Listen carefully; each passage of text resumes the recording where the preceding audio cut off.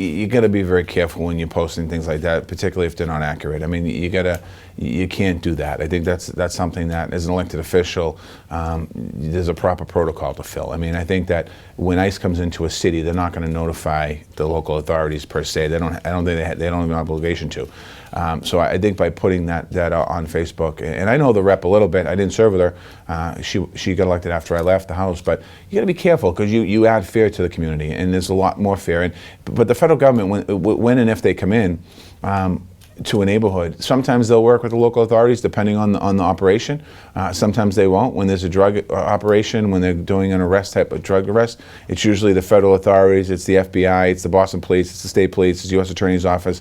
There's a coordinated effort, and I would never post that because you don't know what the circumstances around the raid. Let's say that happened in Boston. Let's just hypothetically a rep in Boston posted the same thing. I would probably call the rep and ask them to come in and sit with me to talk about the concern and the fear that could be put out there. Particularly, it seems like this was not accurate. It wasn't true information, and it can cause more harm than good. And I think that you have to be very careful with that. I mean, there's a lot of unknown around the immigration issue. It's not, when I say it's not my business, it's something that you have to be very careful of. These are very delicate, sensitive raids that happen.